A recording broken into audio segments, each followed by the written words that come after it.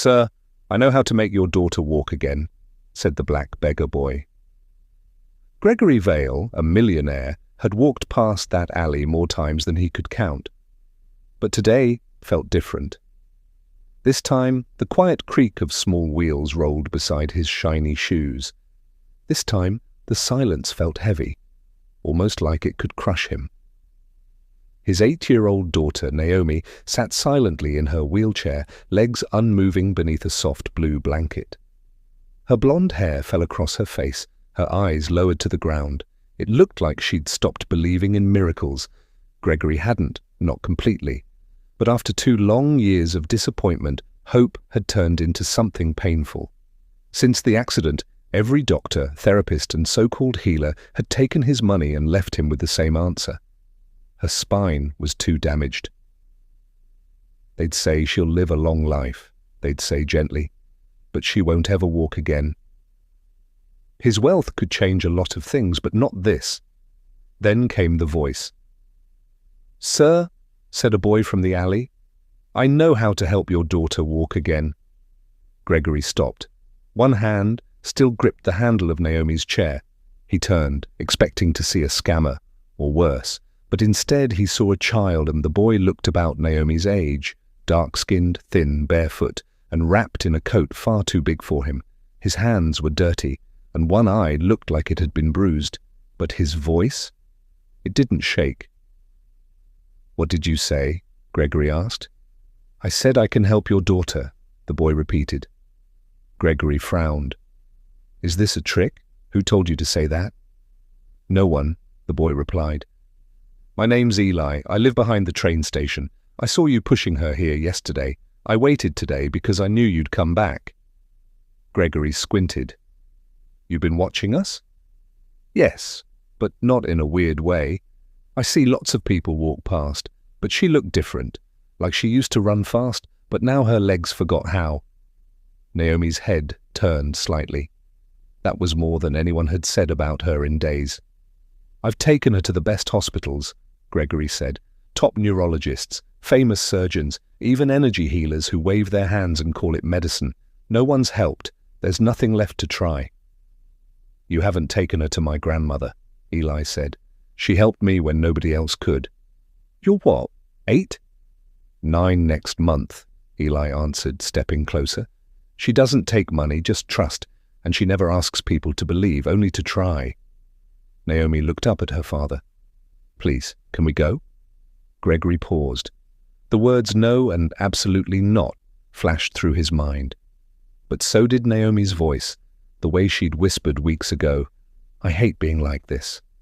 He knelt beside her. "If anything feels wrong, we leave, okay?" She nodded. Eli smiled, turned, and began to walk. They followed him. The path behind the city was unfamiliar, overgrown weeds, rusted fences, and walls covered in broken bricks and graffiti. Naomi flinched every time her wheelchair jolted. Twice, Gregory nearly turned back. But each time, Eli looked over his shoulder with a calm, quiet glance. Too calm for someone his age. Eventually, they reached the edge of a narrow trail through the woods. It didn't look like it led anywhere. "This way," Eli said. Gregory let out a breath. "You know, if anything happens to my daughter, she'll be fine," Eli interrupted. "She'll be better than fine." At the end of the trail, a small wooden cabin came into view, built from old, worn timber and covered in moss. It looked like it belonged in a storybook. An elderly woman stepped onto the porch. Her long silver hair was braided with bits of bark and thread. Her green eyes were bright, almost timeless. "I was wondering when you'd bring them," she said to Eli. Eli nodded. He didn't believe, but she did. Naomi gave a small smile. The woman knelt in front of her. "Child, may I touch your knees?" Naomi looked at her father. He hesitated, then nodded. The woman placed her hands gently over Naomi's legs. Her eyes closed, and she began to hum, a soft, low tune that sounded like wind rustling through trees. Naomi jerked slightly. "I felt that," she whispered. Gregory stepped forward. "Felt what?" "A tingle in my toes," The woman opened her eyes. Her spine isn't dead, just frozen, locked in sorrow. The body listens to the heart more than the brain. That's not science, Gregory muttered. No, the woman said. But science doesn't hold your daughter while she cries at night. There was a quiet pause. Can she try standing? Eli asked. The woman looked at Naomi. Only if she wants to. Naomi nodded. The woman gently moved the wheelchair back and helped her up. Naomi's legs shook. Gregory rushed forward, panicked, but the woman held out a hand to stop him. Naomi moved her right foot, then her left. She was shaky like a baby deer, but she stood. Gregory dropped to his knees. Naomi, he whispered. Naomi turned to him, tears on her cheeks, smiling. Daddy, I'm standing. Gregory couldn't speak. He crawled to her and wrapped his arms around her legs, afraid she might fall or disappear. Eli stood off to the side, saying nothing. Gregory looked up at him, stunned. Who are you? Eli shrugged. Just a boy who believed someone could be whole again. Gregory reached into his pocket. I'll pay you anything. Just tell me what you want. Eli shook his head. I don't want money. I just needed someone to listen. The sun broke through the clouds as Naomi took 3 slow steps toward her father and the life she thought she'd lost. Naomi took 1 more shaky step. Gregory stood frozen, hands lifted halfway, not sure if he should catch her or let her walk. She was trembling and tears streamed down her face, but there was no mistaking it. She was walking. 1 step, then another, then she stumbled. Gregory caught her just before she hit the ground. I've got you, he whispered, his voice cracking. I've got you. Naomi held him tightly, sobbing. I felt my legs, Daddy, I really felt them. You did, sweetheart, he said softly. You did. The old woman stood behind them quietly, hands folded in front of her, like this wasn't the first time she had seen something like this. There was no applause, no drama, just peace. Eli crouched nearby, not smiling, not cheering, just watching. Gregory turned to him again, this time kneeling to look him in the eye. I need to know, he said. How did you know? How did you do that? Eli looked down at the dirt. I didn't. I just remembered. Remembered what? She wasn't a doctor, but she understood people, how they breathe, how they break. Not all pain lives in bones, the old woman said. Some pain lives in silence. Some hides in places no X-ray can find. Gregory stared at her, speechless.